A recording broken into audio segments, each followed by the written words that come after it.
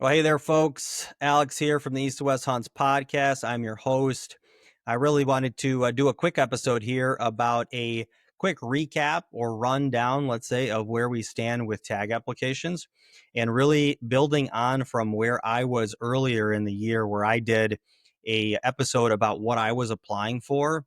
I'm really going to kind of catch you up about where I'm at with my own applications, what I've drawn, what I haven't, so on and so forth, and what my plans are for the year thus at this point in time.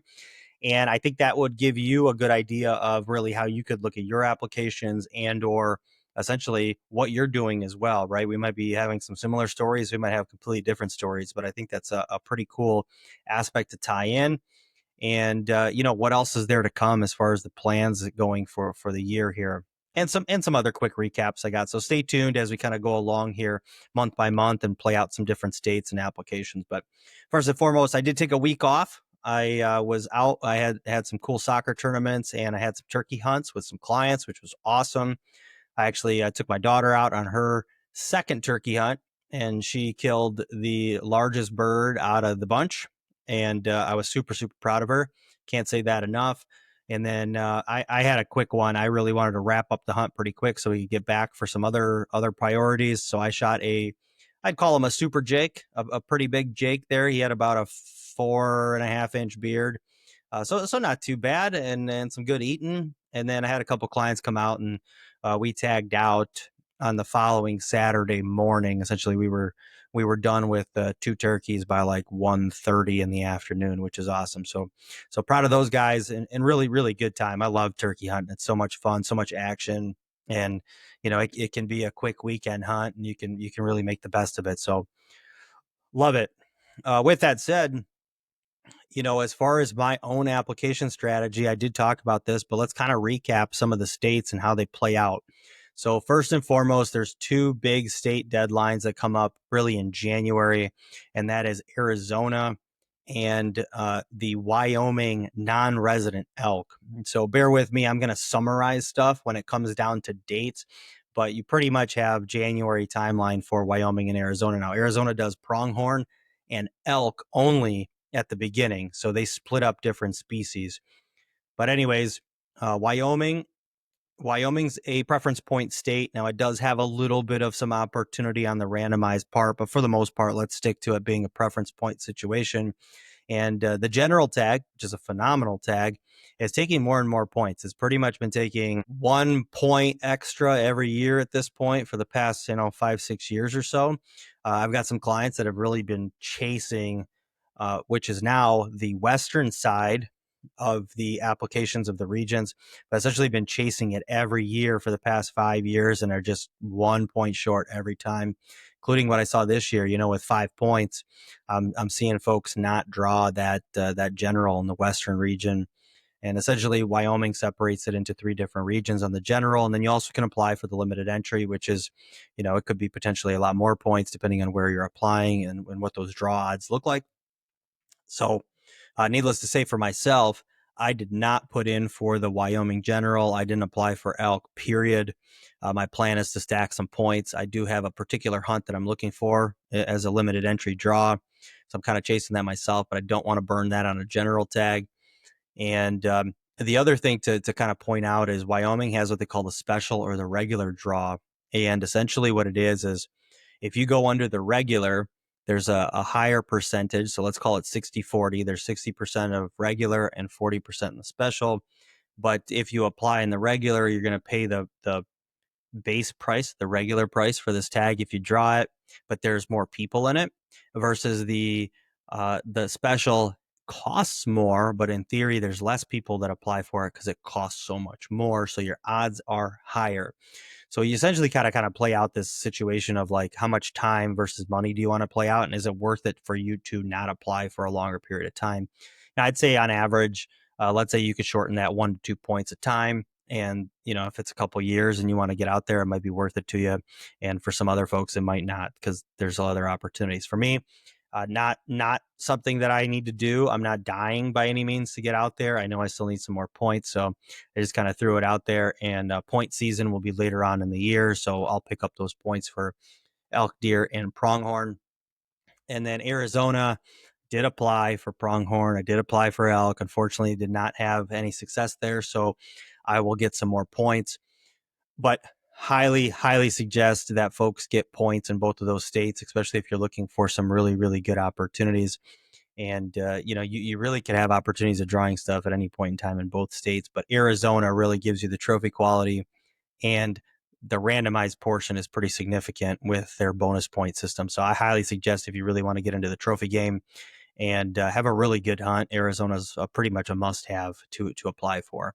And that's for all species. But as in my perspective, I think elk is the species to have down there for the quality. So with that said, I hope you guys had luck. If you did apply, I did have some clients draw some pretty nice tags with not a lot of points, which is always the cool thing. I got I've seen it year after year, but 1 or 2 points, and you're drawing 1 or 2% odd tags. It's pretty impressive. So I encourage you to start building points if you have not thus far, and encourage you to just get applying if you want to get into the ball game, because you can't draw if you don't apply. That's the key component. Then we get into Utah and Colorado. So Utah and Colorado, to me, they kind of come in at the same point in time, relatively, right? I think about a March timeline. Colorado's a little bit earlier. And again, Colorado right now, it's a pure preference point state. So the more points you have, the better. However, there are some changes coming up in 2028 where there's going to be some randomization.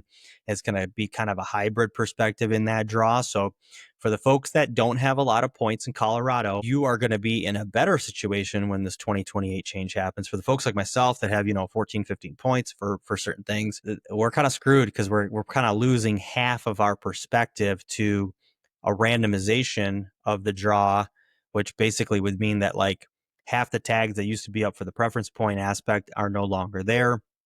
So to me, I feel like I'm kind of getting screwed, but that also will lead me to potentially burn my points in the next couple of years here before that change and get some really good hunts in. So again, stack some points. I applied for pretty much everything, and I would say I actually did apply for everything. I was really, fingers crossed, I was hoping to God that I could draw a moose tag, but I did not. I did not get lucky on moose, mountain goat, or sheep. And as of today, I'm recording this on May 27th. Attention hunters, are you sick and tired of the complicated draw systems and tag applications that take place out west? Or maybe you want to plan a western hunt, or maybe one of your dream hunts, and you don't really even know where to start. Well, that's where East to West Hunts comes in. We take care of everything for you. We'll do the tag applications. We just need to put a strategy in play for you of what you're trying to do and when you're trying to go. Whether it's short term, mid-term, or long term, we want to have that play and that strategy together. And when you do draw a tag, we can look at do-it-yourself options such as hunt plans that detail out exactly how to hunt those areas, or we can get you booked with a guide and outfitter in that specific unit or area. So don't leave that hunt to chance. Give us a call, set up a time on the website, contact us on social media, whatever it is, and let's get planning towards that dream hunt of yours. And let's make it a reality. Check us out on www.east2westhunts.com. Again, that is www.east2westhunts.com. Also check us out on Instagram, YouTube, and podcast. Thanks so much. Talk to you soon. I saw that moose and I saw that bear got drawn. Still have not seen elk, deer, or pronghorn. So I'm guessing this episode is going to drop on the 28th, which is tomorrow. So I'm hoping that we start seeing those tomorrow or today, if you're listening to it, as far as the draw results come for those three species. So it's going to be an exciting time. And then we'll go from there. I did put in for a second choice deer tag. And the reason was I used it as a backup. So kind of how I was playing out with Colorado and even for Utah, I was talking about the backup plan or your primary plan being over the counter tags. I was really using Colorado as the backup plan there on this second choice deer tag, and felt pretty good about it. As far as I actually went in with a buddy, and if we draw, that's great. But with how things are standing, I'm likely going to return my Colorado tag because I ended up drawing in Utah what's called the general deer, but it's the dedicated hunter program. So I essentially have the same deer tag now 3 days, 3 years in a row. And now I'm going to be hunting there 3 years in a row, or at least two, because you can harvest up to 2 bucks out of the 3 years. So that'll wrap up some time. I don't think I can commit, 2+ weeks of hunting out west back to back. And I did have that aoudad hunt earlier in the year, so I did burn some time there as well. And I obviously still have stuff here in the fall with deer hunts and so on and so forth. So be pretty busy there. But yeah, I think my primary focus, if I don't draw anything else, is going to be Utah, and then we'll see what else kind of shakes out here. But as far as I know, the only other drawable thing at this point for me is going to be the Colorado deer tag. We had Nevada that came out, and Nevada was a strikeout. Now, Nevada, personally, my favorite state to hunt, my favorite state to apply to, because of I know if I draw something, it's a freaking phenomenal tag. They don't do very nice things to non-residents, but I still feel it is really, really worth applying for the quality. And yeah, same deal. I was hoping to God that I could draw a deer tag or a sheep tag or something. Nothing hit this year. I'm waiting to see if anything happens on the alternate. So we'll wait. But if I was to end up in some kind of alternate perspective in Nevada, I would not go to Utah this year. I'd hunt Nevada, and then I would focus on Utah the next couple of years. And I will mention, in Utah, I did apply as a party of 4, and we're going to pretty much utilize that as an opportunity to game plan. I'll hunt plan the area there, and we could have a lot of boots on the ground in between potentially different seasons over the years, really formulate a really, really good opportunity to crush it out there. So really excited about that. It'll be a first for me, as I have only hunted Utah for elk, and this will be a different perspective, just being able to hunt deer there. So I've been building up points for years there. I'm pretty much at like 11, 12, 13 points for pretty much everything. I think 12 or 13 as I looked this morning. So a lot of points. And that still doesn't mean anything in Utah, because it's a bonus point system.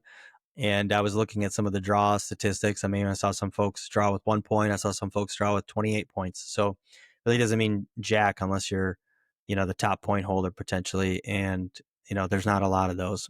So cool things, good opportunities. Again, Utah, I know that there was a lot of information and complaining going on as far as, the applications and the costs and so on and so forth. But at the end of the day, still a good opportunity to apply and get involved, especially if you can afford it. And yes, it is a little bit more expensive, but also part of the reason that I put in trying to draw this year for what I did was because the costs were going to be less. The costs were going to be less this year versus next year. So I might as well take advantage and draw the tag for 3 years and pay this year's price, then wait for next year and then pay a increased price. So a little bit taking advantage there, and being value driven for the opportunity. So really, really good stuff. Oregon, application deadline there was May 15th. We're expecting results by June, late June sometime. And then they also have a preference point period. So that's something to look out for as well. And gosh, what else have we had here? I mean, I feel like it's been pretty built up, but we had, as far as Wyoming go, we had results come out for moose, bighorn sheep, mountain goat, bison, so on and so forth. I mean, I can't say I know anybody that's drawn there, but I also don't really recommend folks apply for those big time species there because of how the draw odds work, especially for mountain goat, sheep, moose. Bison's a little bit different, but unless you're basically the top point holder, you really have no freaking shot in the world. And uh, you know, you'll never catch up at this point, right? If you were just building up points today, you're never going to catch up to the top point holders. So how that draw works just doesn't really make much sense. So I have no inclination to apply, and I really don't recommend a lot of folks apply. Just likely to be a waste. So just speaking the facts here. So think that pretty much summarizes everything I've applied to and everything that's gone on, right? So we had, uh, we had Wyoming, we had Arizona. Now, Arizona, one thing that I did not mention, but it's live right now, so you can be applying for like deer and sheep and so on. So get those apps in. I've pretty much completed all of those for clients. I am actually waiting for a few because if we don't draw in Colorado, we're going to be applying to actually try to draw tags, and if we do draw in Colorado, then we're getting points. So essentially, it's a do or a don't. So the next couple of days here are going to be kind of an inclination of what we do for the future here for some apps, but nonetheless, that's kind of how I play it and how I throttle different things and pick those levers as opportunities of, what we're going to be applying for and what we're doing.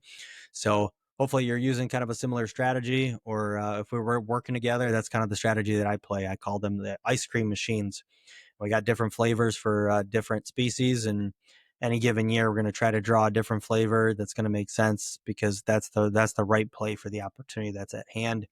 And then if we want to draw, 2, 3 different things that we can play out with the different scenarios based on those points, or on the ability to draw a pure lottery. So, for example, Idaho, it's got there's the controlled period right now as far as applying for the controlled hunts. So if you're looking for elk or deer potentially, or moose came out, and so on and so forth for the lifetime species, those are good opportunities because it's a pure lottery. So something to take advantage of and swing for the fences in there too.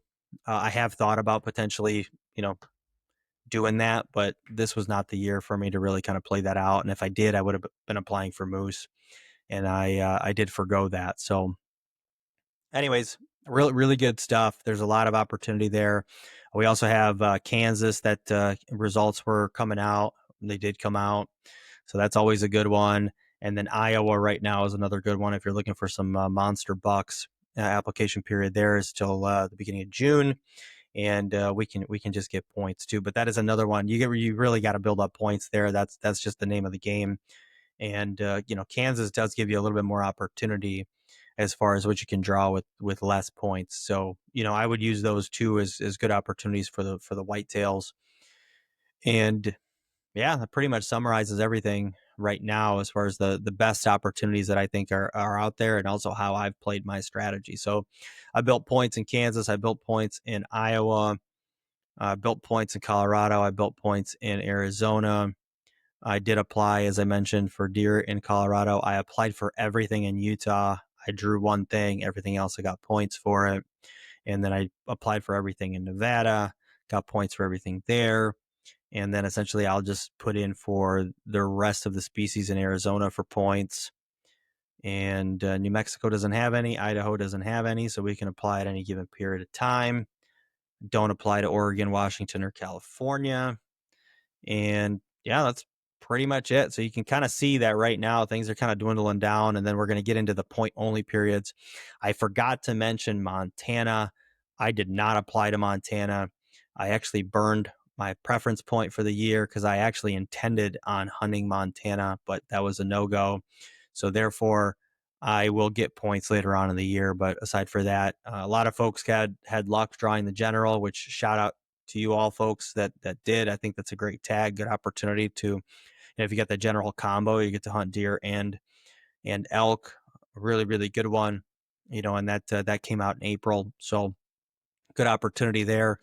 But if you missed the boat there, good opportunity in the fall to get yourself some points. And that's kind of the next phase of everything, is now once all the draws happen, it's just getting points for myself and clients and so on and so forth, and kind of building up for the future year, and already planning, right? So essentially the way that I look at everything is I look at it, it's point time, hunt planning time, and then we go back into planning mode for the next year. So it's always like one or the other. There really is never a dead period in the year for me. It's just a different cycle for what you're working towards, and I think that's the key component there. So hope that was useful to you all. I certainly enjoy the application period of time. It's actually super super exciting to me. However, I also nerd out on that, and I know for a bunch of other folks it's an anxiety filled period of time, and you want to hunt. So the next phase right now is going to be, finding out what everybody drew, and then it's planning time. So I can tell you for myself, I've been already kind of up in the cardio, kind of went from, hunting season to call it kind of bulk up mode, add some strength and put on some muscle. And then we start jumping into more of the cardiovascular stuff, building up from pretty much May onward all the way to essentially September, October timeframe. And, then it's hunting season. So as far as the activity goes, it's kind of in between and then, getting out in the field. So this is going to be time to start ramping up the higher intensity, start adding the backpacking and, going on hikes and rucks and so on and so forth.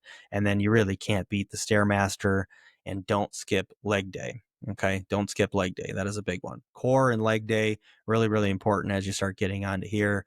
Speaking of leg day, I did that today and I'm already feeling pretty sore. So I know the next couple of days I'm going to be feeling it, but that's just the reality of how you got to play it right now. So if you are not working out, which I would be sorely disappointed in you if you're not, but if you're getting up off the couch right now, highly encourage that you get at least 3 months of active workouts going. I know I've done plenty of workout style information and podcasts for you guys. If you go look back in some prior episodes, there's good opportunity from a few different folks on exercise. So I would highly take advantage of those episodes, listen in on them. And, I'm always chattering about it because I think health, fitness, and healthy eating all tie in. And a wild game is definitely a proponent of that wild eating, which is really why I hunt and part of why I'm so passionate about it. I think that all kind of ties in together. So, as I said, it was going to be a quick one. I really, really appreciate you tuning in. Otherwise, please go and give us a review. 5 stars, of course. I greatly appreciate it. Comment, like, subscribe to YouTube, follow on Instagram, all that jazz. And otherwise, if you have questions or are interested in chatting some more about any opportunities, go ahead and email me at info@east2westhunts.com. Or you can always go to the website, www.east2westhunts.com. Go hit that free consultation button, book a time, and let's talk. It's not too late. I still have clients signing up right now, and that is because we can still take advantage of point-only opportunities and start building for the year. You don't want to miss out on those because you technically are missing a whole year then, and that puts you a year behind. So you might as well start now, and let's already start talking about what other opportunities are out there for maybe doing something this year, but at least building up for the opportunities, and we start planning for what you can be doing next year. So thanks again. Tune in for the next episode next week. And remember to scout, hunt, and repeat. Thanks.